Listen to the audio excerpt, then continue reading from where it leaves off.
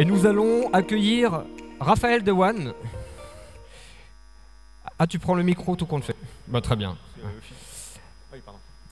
Alors Raphaël qui est responsable e-marketing au Crédit Agricole, et Raphaël en fait qui va nous donner un exemple de transformation digitale aussi sur un sujet qui est le sujet du cash in time, et qui est une transformation sur un sujet pas évident en fait de la facturation, de la facturage.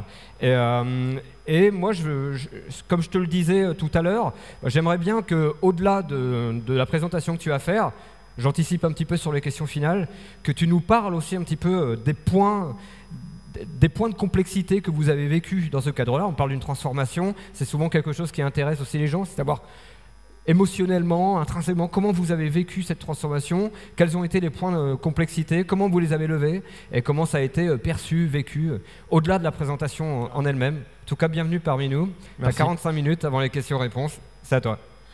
Merci. Et tu as de l'eau là. Pardon ? Et tu as de l'eau là. Merci. On en a besoin, crois-moi. Merci Arnaud.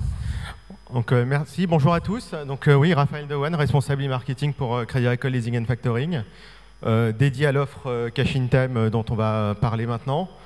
Un petit mot rapide, donc Cash in Time, c'est une offre qui a été lancée il y a un peu moins d'un an et qui répond aux besoins de trésorerie des entreprises, et donc lancée par le groupe Crédit Agricole.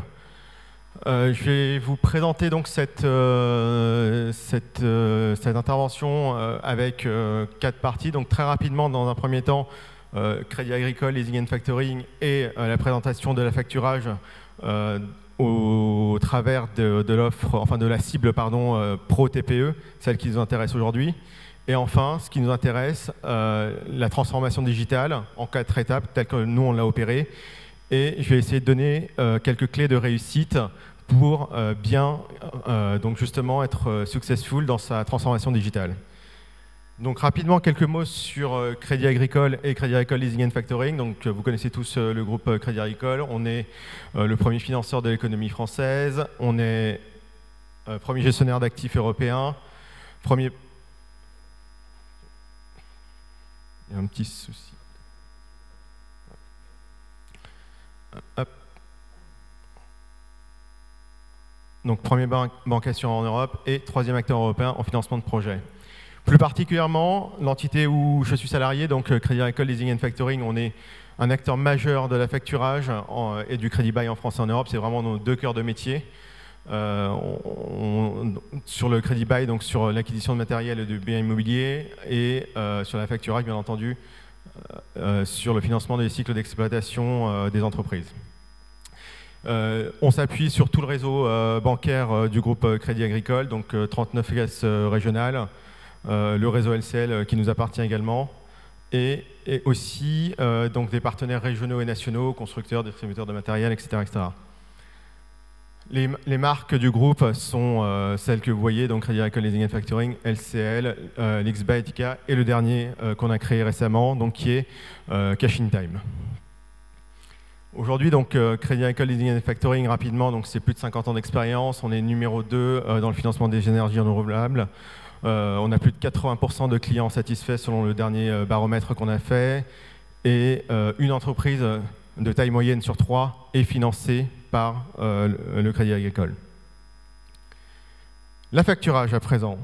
La facturage avec la cible qui nous intéresse aujourd'hui, qui est donc vraiment la cible pro TPE. Tout d'abord, un petit mot sur la facturage, parce que des fois, ce n'est pas forcément clair.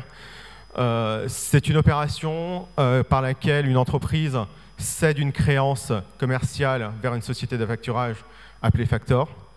Le factor paie la créance moyennant une commission et procède au recouvrement auprès du client à l'échéance de la facture. Donc, très schématiquement, très basiquement, comment ça se matérialise. Donc, vous avez 3 acteurs, vous l'avez bien compris. Le factor, l'entreprise et le client. L'entreprise adresse une facture au client, une facture à échéance à 30, 60, voire 90 jours. Il a des besoins de trésorerie immédiatement, donc il adresse le double de la facture au factor. Le factor, s'il accepte de financer la facture, paye immédiatement l'entreprise et en même temps indique dans la foulée au client que c'est lui à présent le créancier. Et enfin, à l'échéance, le client paye le montant de la facture au factor. Ce qu'il faut savoir, c'est qu'en France, le taux de pénétration de l'affacturage pour la cible pro-TPE est extrêmement faible. On est à moins d'1% sur les TPE et moins de 3% sur les PME, alors que nos voisins anglais, eux, sont quand même à 10% sur le taux de pénétration de cette offre de factoring. Pourquoi ? On va le voir dans les prochains slides et on va essayer de comprendre qu'est-ce qui bloque aujourd'hui au sein des entreprises françaises. Je ne vais pas vous faire tout le détail des offres d'affacturage qu'il y a, parce qu'il y en a vraiment pléthore, que ce soit chez nous au Crédit Agricole ou chez nos amis et concurrents des autres groupes bancaires. J'ai juste isolé une offre chez nous et une offre parmi nos concurrents pour vous présenter un petit peu quelle est notre façon d'aborder l'affacturage pour la cible pro-TPE. Donc pour nous, il y a une offre qui s'appelait plutôt, parce qu'aujourd'hui elle n'existe plus, c'était avant l'apparition de Cash in Time, qui s'appelle Créance Service. Créance Service, ses atouts, c'était qu'elle a été bien perçue par les conseillers pro et les clients. Il y avait une rapidité de financement, 48 heures, une forte fidélité de la part des clients pro du Crédit Agricole. En revanche, au niveau des faiblesses, il y avait une lourdeur opérationnelle, c'est-à-dire qu'on était obligé de prendre rendez-vous auprès de son conseiller bancaire pour monter un dossier et qu'une fois qu'on était accepté, une fois que le conseiller bancaire avait procédé à un audit de votre entreprise, mettez en place un extranet et après vous pouviez le faire de chez vous, mais c'était quand même assez lourd. Un pricing qui pouvait être élevé dans certains cas de figure et des critères d'éligibilité qui étaient parfois restrictifs pour certaines entreprises. Donc Créance Service possédait de nombreux atouts parce qu'on avait quand même, malgré ses faiblesses, une clientèle qui était fidèle, mais elle n'était pas du tout optimisée pour capter le marché des pro-TPE, ce qui est justement le problème qu'on a vu dans le slide précédent. Parmi nos concurrents, on a pris une offre en particulier et en fait, grosso modo, c'est à quelques points près quasiment la même chose que pour Créance Service. C'est-à-dire que ce soit BNP Paribas, Société Générale ou autre, ils ont une offre qui est indiquée comme étant spécifique au TPE, qui est quasiment pas 100% en ligne parce que, comme je vous disais, il y a une phase de rendez-vous avec le conseiller clientèle. Après, en termes de simplicité d'inscription ou de dépôt de facture, de pricing, on est plus ou moins pareil. Et par contre, il y a une excellence qui est prouvée, que ce soit chez nous, Créance Service, ou chez nos concurrents, c'est la capacité à recouvrer et la garantie contre le non-paiement. Ça, en revanche, c'est vraiment un atout qui est présent partout. Avec ça, maintenant, il y a des concurrents qu'on appelle donc les fintech qui ont commencé à apparaître et ont commencé à disrupter le marché. Donc il y en a deux, Finexcap et Créancio, qui ont eux complètement dématérialisé l'offre avec une inscription qui peut se faire de chez soi à partir de son ordinateur, avec quand même quelques contraintes parce que l'analyse, par exemple pour Finexcap, prend 48 heures. La tarification est peut-être aussi dans le même modèle que celui qu'on a actuellement, un peu complexe, 2,49 plus 4%, donc il faut quand même prendre une calculette et voir combien ça va finalement me coûter en termes de commission. Pareil pour Créancio, où en plus les frais sont même parfois un peu plus compliqués. Donc une fois qu'on a dit ça, on commence déjà à comprendre pourquoi aujourd'hui en France, la cible pro-TPE est aussi peu à même à accéder aux offres d'affacturage. Et c'est la raison pour laquelle nous, au Crédit Agricole, lorsqu'on a vu apparaître ces premières transformations digitales opérées notamment par des acteurs moins importants que nous, notamment les fintech, et qui ont très bien fait le job à leur niveau, on s'est dit il y a quand même quelque chose à faire et on va essayer d'aller un peu plus loin. Et on a essayé de véritablement opérer une transformation digitale en 4 étapes. Une première étape qui concerne à recueillir les besoins de nos clients. On a la chance d'avoir une base de clientèle qui est fidèle et on a essayé de sonder un peu leurs besoins. Et on a déjà voulu savoir qu'est-ce qu'ils attendaient en matière d'offres, tout d'abord sur la notion d'offre en elle-même et de l'usage ou de l'utilisation de l'outil. On leur a demandé de répondre en termes de priorité, de prioriser 8 critères, et ils ont tous, quasiment tous à l'unanimité, priorisé d'abord les éléments liés à l'offre, donc sur les 4 principaux critères de l'offre, c'est ce qui arrive en premier. Ils veulent que l'offre soit simple, claire, flexible et rapide. Et derrière, c'est au niveau de l'usage de l'outil qu'ils estiment être un peu plus secondaire, j'imagine, mais en tout cas, c'est sur l'offre qu'ils veulent vraiment axer la notion de simplicité. Parce qu'aujourd'hui, on le comprend, l'offre d'affacturage est un peu complexe pour certains entrepreneurs. Sur une deuxième notion, ils veulent que l'offre en elle-même soit un peu prescrite par leur banque. Donc que la banque puisse prescrire une offre, pour eux c'est important, à plus de 60%. En revanche, ils ne veulent pas forcément que ce soit la banque en elle-même qui propose ce service-là, ce qui est assez antinomique. Nous, ça nous a un peu surpris. Mais ils préfèrent que ce soit une entité distincte qui soit émettrice justement de cette offre d'affacturage. Mais ils expriment quand même un vrai besoin.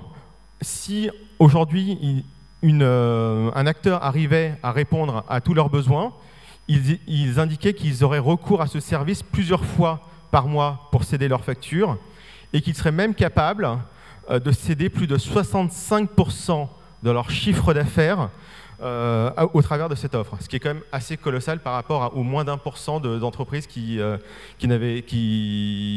accédaient à cette offre. Donc du coup, ça nous donne quelques idées pour accéder à notre deuxième étape de notre transformation digitale, qui est justement de transformer le produit. Qu'est-ce qu'on peut faire pour améliorer, pour modifier, pour challenger le produit qu'on a déjà? On l'a vu tout à l'heure, donc moins d'1% des pros TPE refinancent seulement leur poste client en France. Donc on posait la question tout à l'heure, quelle est la raison, pourquoi un si faible taux d'affacturage en France? Pour moi, je pense qu'il y a vraiment 7 péchés capitaux. Le premier étant que le produit d'affacturage aujourd'hui est inadapté aux besoins souvent ponctuels des TPE.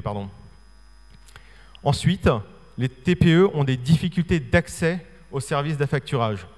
On l'a vu tout à l'heure, ça peut être assez restrictif. Certaines entreprises peuvent se sentir exclues. Troisième, l'inscription en ligne n'est pas toujours proposée, je vous l'ai expliqué tout à l'heure. Et en plus, le service client n'est pas forcément disponible par téléphone. Quatrième point, il y a une structure de pricing qui est opaque. On l'a vu avec les différents pourcentages tout à l'heure. Ça peut être assez compliqué parfois de comprendre au final quel est le montant de la commission que je vais devoir laisser au facteur. Ensuite, la nécessité, parfois, selon les abonnements qu'on a, de céder un flux de factures sur 12 ou 18 mois. Donc il y a un engagement de volume que demande en fait le facteur. Les conditions d'accès qui peuvent être lourdes. On demande parfois même des garanties sur le patrimoine personnel de l'entrepreneur, ce qui est quand même assez compliqué. Et enfin, un processus d'admission qui peut être lourd. Donc vous pensez bien que lorsque vous arrivez en rendez-vous auprès de votre conseiller de clientèle, il ne demande pas simplement la facture que vous voulez vous faire acheter, mais votre bilan, un certain nombre de pièces comptables. C'est une phase d'étude qui peut être un peu long. Donc une fois qu'on a identifié ça, on comprend que voilà, le produit est totalement inadapté aux besoins et qu'il est indispensable de transformer le produit. Alors comment est-ce qu'on fait? Nous, pour pouvoir transformer le produit, on a fait appel à 450 chefs d'entreprise qui ont été sollicités pour co-construire la nouvelle offre. On a parlé de co-construction tout à l'heure dans l'intervention précédente. C'est exactement ce qu'on a fait. On s'est appuyé sur nos clients fidèles. Ce sont des chefs d'entreprise, ce sont des comptables, ce sont des assistants de direction qui ont justement accès à l'affacturage de secteurs d'activité divers et variés pour qu'on puisse ratisser au plus large. Et enfin, toujours dans la cible qui nous concerne, donc qui sont les pros TPE. Et bien évidemment, quand on parle de construction, ce n'est pas uniquement avec nos clients, mais aussi avec nos propres salariés. Donc on a fait appel à 90 conseillers clientèle pro issus du groupe Crédit Agricole et LCL. Donc une fois qu'on a recueilli leurs besoins, on va essayer un par un de corriger les 7 péchés capitaux que je vous ai cités tout à l'heure, les 7 freins, les 7 irritants, appelons-les comme on veut.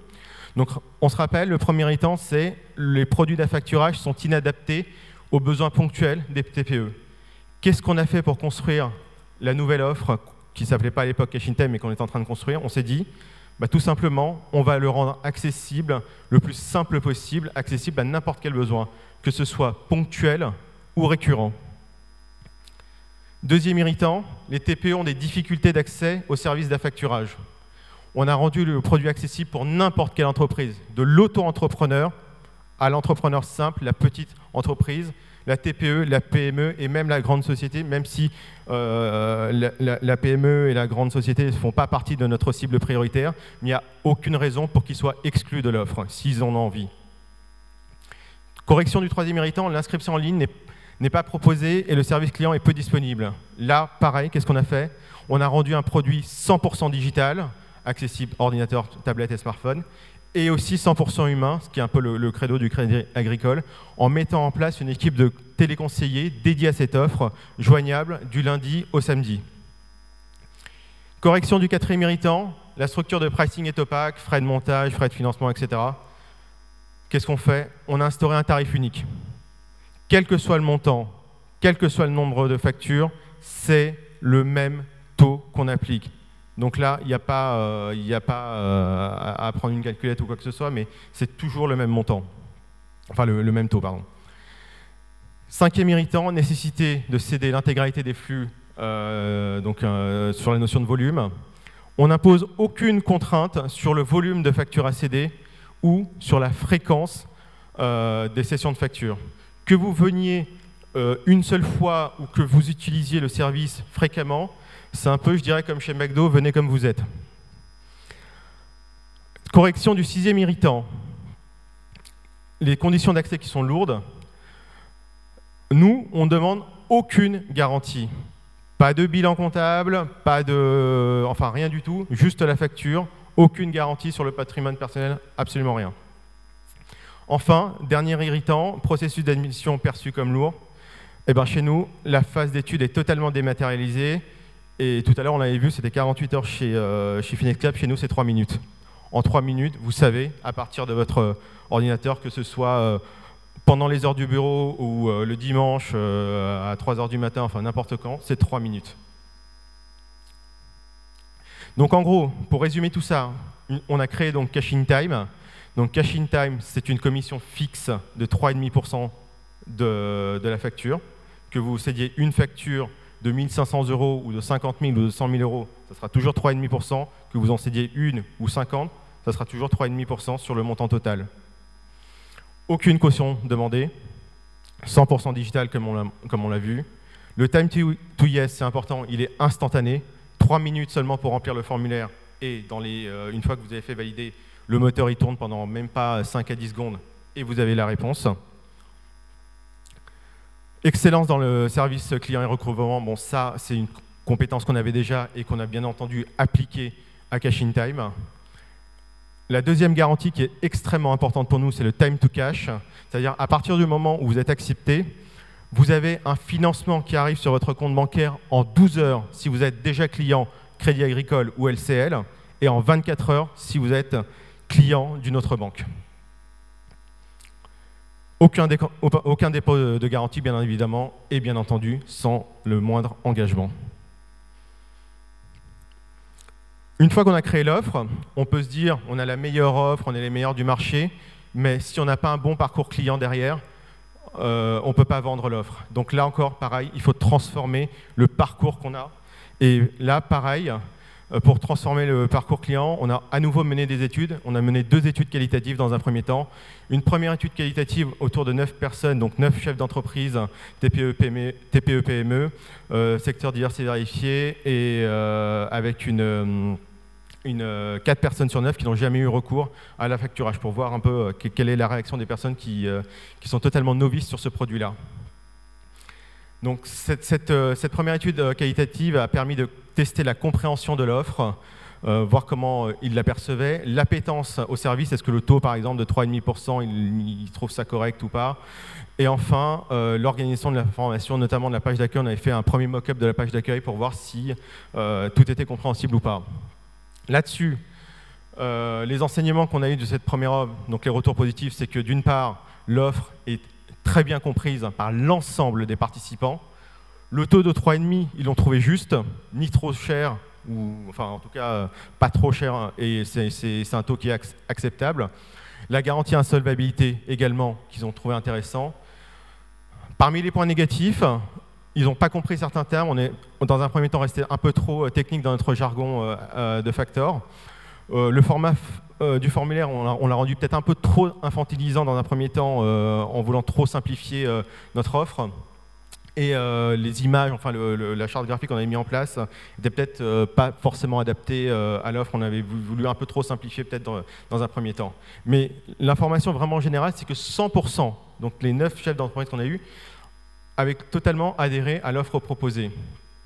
Là-dessus, on a corrigé un certain nombre d'éléments, notamment les points négatifs que je vous ai cités, et on a procédé à une seconde étude qualitative, pareil, avec un échantillon assez varié.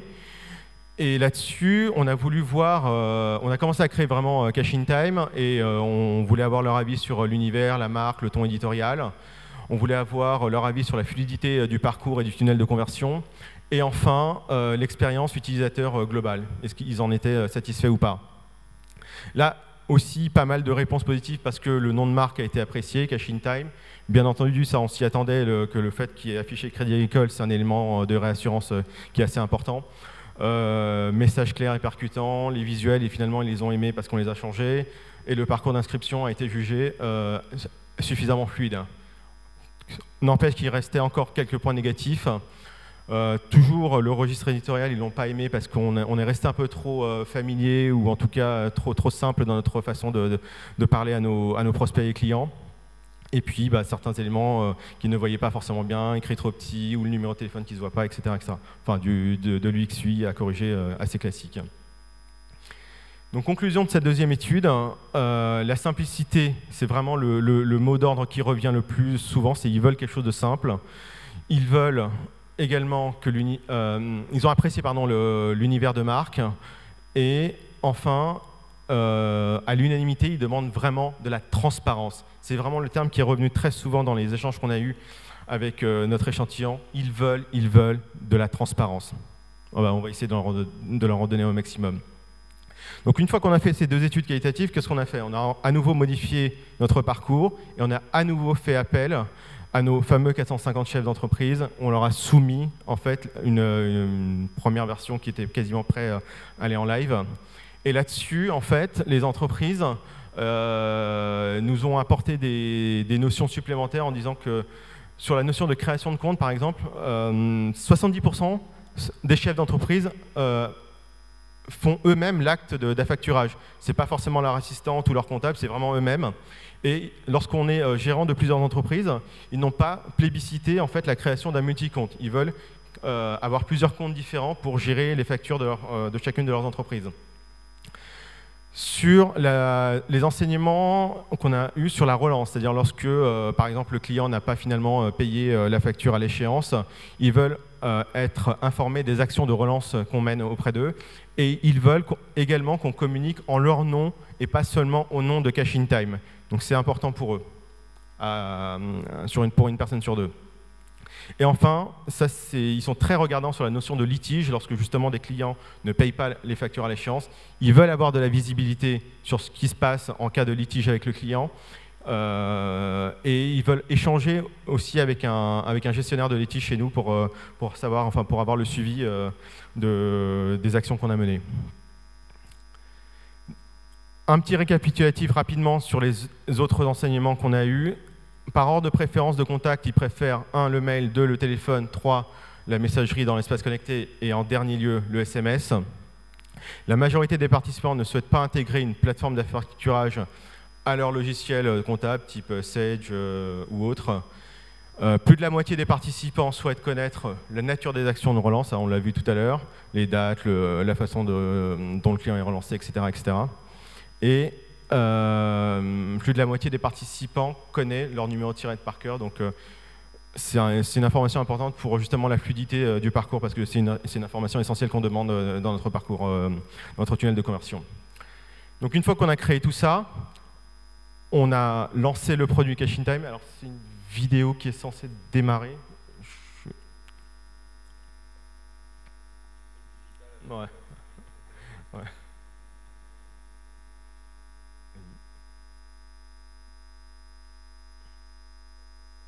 Croisons les doigts. Non, ça ne marchera pas. Bon, on verra pas la vidéo. Ah. D'accord, tant pis. On va passer. De toute façon, c'est une vidéo qui est présente sur YouTube, donc vous tapez Cash in Time sur YouTube, celle-là est présente. Exactement. Exactement. Enfin, dernière étape de la transformation digitale. On a recueilli les besoins des clients, on a transformé le produit, on a transformé le parcours, mais quid de nos propres collaborateurs? Parce qu'ils accompagnent le changement. Et la conduite du changement est essentielle pour le faire adopter à nos propres collaborateurs. Alors comment on a fait? Une première phase pilote auprès de 6 caisses régionales. On a lancé ça en fin d'année dernière, 11 bêta-testeurs, dont 4 qui ont été acceptés. Une mise en place très progressive dans la douceur. Un mois plus tard, 60 bêta-testeurs, quelques agences pilotes, 3 conseillers formés au produit. Par la suite, 3 mois plus tard, augmentation drastique un peu du nombre de bêta-testeurs, montée en charge des organismes, plusieurs caisses qui commencent à commercialiser l'offre. Et enfin, juste avant l'été, on a arrêté totalement la commercialisation du produit créé en service pour le remplacer par le produit Cash in Time. Et l'ensemble des caisses régionales, des 39 caisses régionales et le réseau LCL ont mis en place le produit Cash in Time. Un accompagnement des collaborateurs, comme je vous le disais, un mémo conseiller pour les aider à comprendre ce qu'est le produit, un document d'aide à la vente et quelque chose qui a vraiment été beaucoup apprécié par l'ensemble des collaborateurs, c'est-à-dire qu'on a mis en place tous les 15 jours dans un premier temps et tous les mois par la suite des webconférences où tous les conseillers pouvaient s'inscrire. Ils étaient entre 500 et 1000 à s'inscrire à chaque webconférence où pendant une session d'1 heure, on leur expliquait dans un premier temps, dans les grandes lignes, ce qu'était le produit Cash in Time. Et il y avait une séance de questions-réponses de 30 minutes à peu près, où tous les conseillers pouvaient nous poser des questions et on en répondait en live. Là aussi, pareil, il y avait une vidéo, mais je ne sais pas si ça peut marcher, mais ça ne marchera pas. Non. D'accord. Donc, celle-là, non, parce qu'elle est confidentielle. Parce que c'est une vidéo qui est destinée exclusivement aux conseillers clientèle du Crédit Agricole et de LCL, à qui on a essayé d'être le plus pédagogique possible pour leur présenter le produit et pour qu'ils le comprennent le mieux possible. Mais regarde, Norman est en train de venir à ton secours, tu vois. Ah. Bon, le temps qu'il arrive, je vais avancer.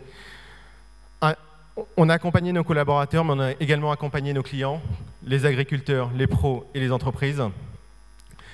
On a mis en place donc des dépliants et des affiches, on a mis en place une FAQ pour eux et on a mis en place également une vidéo pour nos clients. Maintenant que je vous ai expliqué en fait comment on a transformé, comment on a fait notre transformation digitale, je vais essayer, alors en toute modestie bien entendu, c'est pas du tout la vérité vraie et ça ne s'applique pas forcément à toutes les organisations, mais en tout cas, si je devais relever 7 clés de la transformation digitale, pour moi, c'est celle-là. C'est-à-dire, dans un premier temps, faire une véritable critique de l'existant. Ne pas avoir peur de pointer du doigt, d'être objectif sur ce qui ne va pas ou sur ce qui ne va plus. Parce qu'il n'y a rien de pire que la phrase, Manuel l'a dit tout à l'heure, on a toujours fait comme ça. On peut pas rester comme ça en termes de transformation ou en termes de n'importe quelle modification, d'évolution qu'on souhaite faire. Deuxième point, bien recueillir les besoins du client. parce que les besoins du client évoluent, c'est à l'entreprise de s'adapter à leurs besoins et non l'inverse. Donc il est impératif d'être à l'écoute et d'analyser les tendances du marché. Rendre le produit le plus simple et le plus accessible. Le produit doit être compris facilement par le client et il doit être accessible au maximum de personnes ciblées. Le sentiment d'exclusion d'un prospect ou d'un client est assez terrible. C'est lorsque le client a envie d'utiliser votre produit mais qui se sent exclu, c'est un sentiment de frustration énorme. Donc il faut pas du tout que ce sentiment, enfin que vous puissiez générer ce sentiment-là auprès de vos prospects et de vos clients. Le parcours simple et rapide, le client n'a jamais de temps à rallonge. Plus on lui facilite la tâche, et plus il sera réceptif.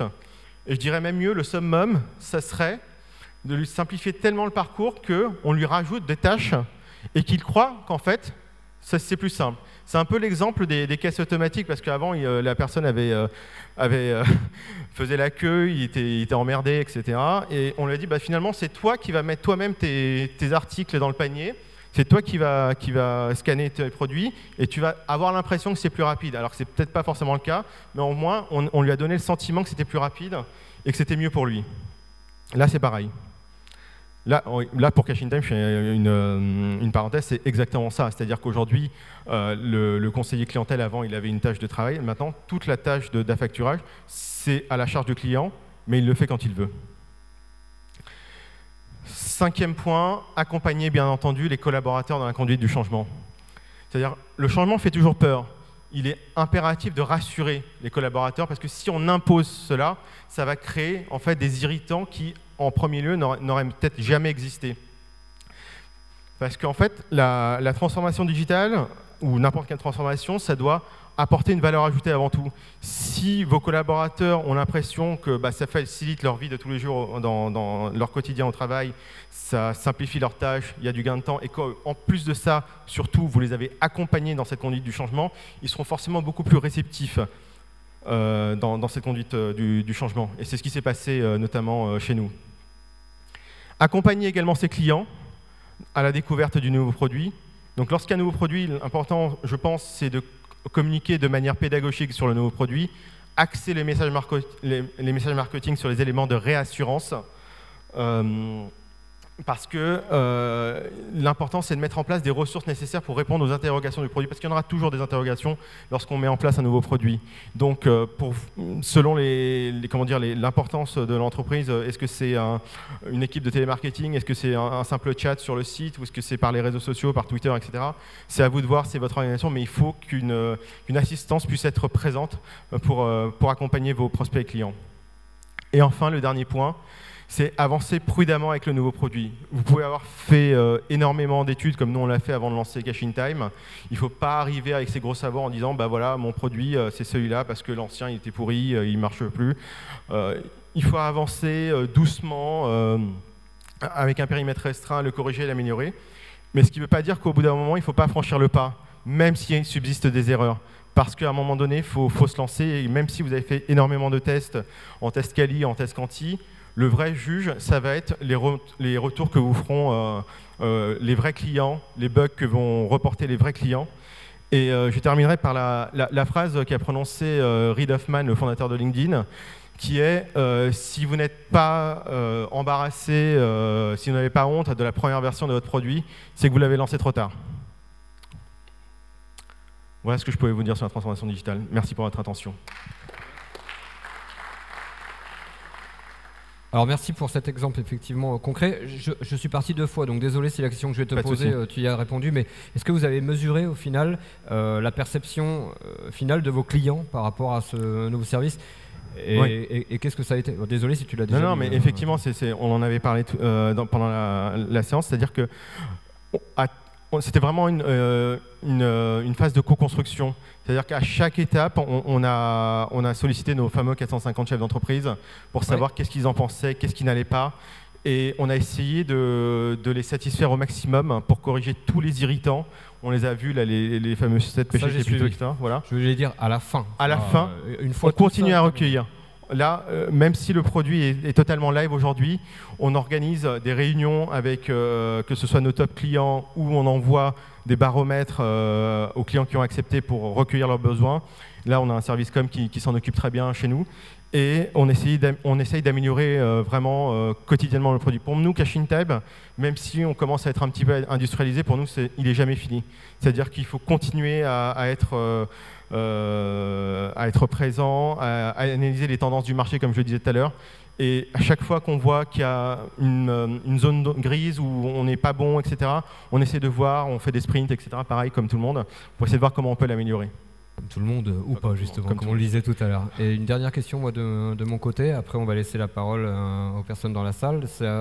Vous avez constitué une équipe spécifique en fait, sur ce projet? Tout à fait. D'ailleurs moi, en fait, alors j'étais pas là dans la première phase parce que je suis arrivé, je faisais partie du groupe déjà. Ouais. Je suis arrivé au 1er février pour justement participer à cette aventure. Et avant, lorsque le projet était bien constitué, on a pris des compétences dans l'organigramme de Crédit Agricole Leasing and Factoring pour les mettre en mode projet dans une grande salle. Et là, c'est cycle en V, il faut oublier chez nous. Hein. Même si on est un grand groupe, etc., on a très bien pris le digital, on fait des sprints régulièrement et on a pris les meilleures compétences, je dirais, de digital et autres, recouvrement, etc., pour essayer de construire la meilleure offre possible. Merci pour tes réponses. Est-ce que vous avez des questions à poser à Raphaël sur comment ça s'est passé ou... Allez-y, je vois 2 questions déjà, on commence par vous. N'hésitez pas à prendre le micro comme vous êtes un peu loin. Ou pas. Oui.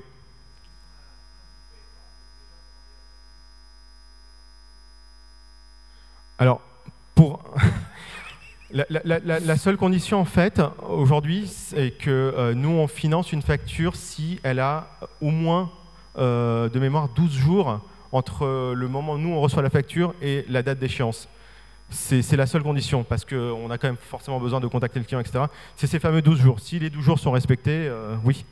Voilà. Oui.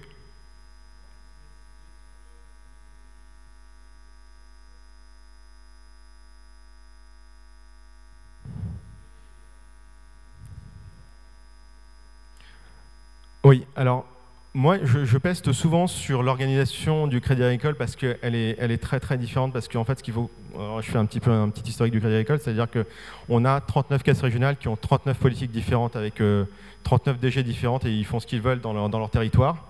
Et de l'autre côté, on a Crédit Agricole SA, la maison mère, dont moi je dépends au travers de la filiale Crédit Agricole Leasing and Factoring. Mais là, pareil, que ce soit la filiale Crédit Agricole Leasing and Factoring ou d'autres filiales qui dépendent de Crédit Agricole SA, on a nos propres directions différentes. Alors des fois, pour avoir des politiques communes, c'est un peu compliqué, je peste souvent là-dessus, mais par contre, sur des projets spécifiques comme Cash-in-Time, ça peut aller très vite. On peut travailler en mode projet très rapidement. À partir du moment où la direction nous donne l'aval, elle nous fait confiance, et ça, c'est vraiment une qualité qu'on a dans notre direction de Crédit Agricole Leasing and Factoring, c'est-à-dire qu'ils nous font vraiment confiance dans chacune de nos compétences, que ce soit moi au niveau du marketing, mon collègue product owner ou mes collègues du recouvrement, etc. On a vraiment eu la liberté d'avancer et très rapidement dans l'échelle d'une grande boîte parce qu'on a mis en place Cash-in-Time en l'espace de 6 mois. Alors 6 mois, c'est peut-être le bout du monde pour une start-up, mais à l'échelle d'une très grande boîte qui est le Crédit Agricole, c'est la vitesse de la lumière. Donc on a vraiment eu cette possibilité-là d'avancer rapidement. Oui ?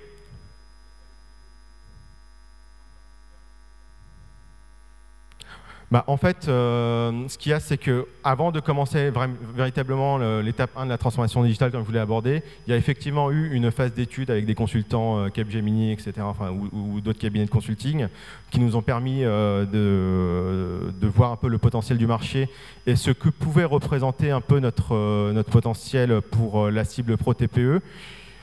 À partir du moment où on a déterminé que cette cible et les secteurs d'activité appétants constituaient en fait, je crois de mémoire, un chiffre de 720 000 entreprises en France, on s'est dit, banco, on y va. Voilà. Alors je crois qu'il y avait une autre question là-bas, par contre vraiment n'hésitez pas à utiliser le micro parce qu'on a du mal à entendre les questions parfois. Oui, un beau projet, en tous les cas, belle réalisation. Merci. C'est vrai que je me pose quand même la question de la revers de la médaille, en fait, parce que vous digitalisez complètement un process en l'espace de 6 mois. Manuel nous disait tout à l'heure qu'il vaut mieux opérer une politique de petits pas. Là, vous choisissez une business line qui est même majeure dans un produit bancaire. Et en 7 mois, vous disruptez complètement le process en abaissant totalement les barrières et les irritants sur ce produit-là. Avec des contreparties assez fortes sur ces produits en général, que là, vous faites tomber complètement. Je me pose quand même la question de l'envers du décor, puisque ça a l'air un peu génial tout ça. Premier point. Et deuxième point, pour arriver à mettre en mouvement un groupe effectivement composé de caisses centrales et régionales, quelle a été la gouvernance que vous avez mis en place au niveau de ce projet pour arriver à en faire un succès? D'accord. Il y a 2 questions, si j'ai bien compris, là-dessus. En fait, effectivement, on peut très vite se casser les dents. Et moi, pour ma part, dans mon ancienne vie, dans mon ancienne entité au Crédit Agricole, où j'étais chez Crédit Agricole Assurance, je me suis véritablement cassé les dents personnellement sur un projet qui concerne l'assurance emprunteur. Donc, vous savez, il y a eu la loi récemment pour ceux qui sont propriétaires. Et maintenant, on peut choisir son assurance pour son appartement et même la changer tous les ans. Donc, il y avait aussi une notion de transformation digitale opérée. Et là, on n'a pas du tout été suivi parce que ça faisait du cash en moins pour les banques, etc. Et ça n'a jamais marché, ça n'a jamais pris, le produit n'a pas du tout marché et est enterré. Pourquoi Cash in Time aujourd'hui c'est un énorme succès et pourquoi en interne les 39 caisses ont adhéré et le réseau LCL a adhéré?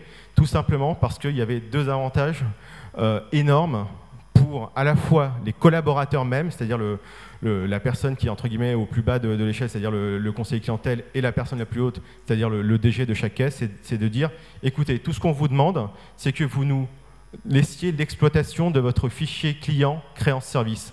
Derrière nous, on fait toute la phase de relance.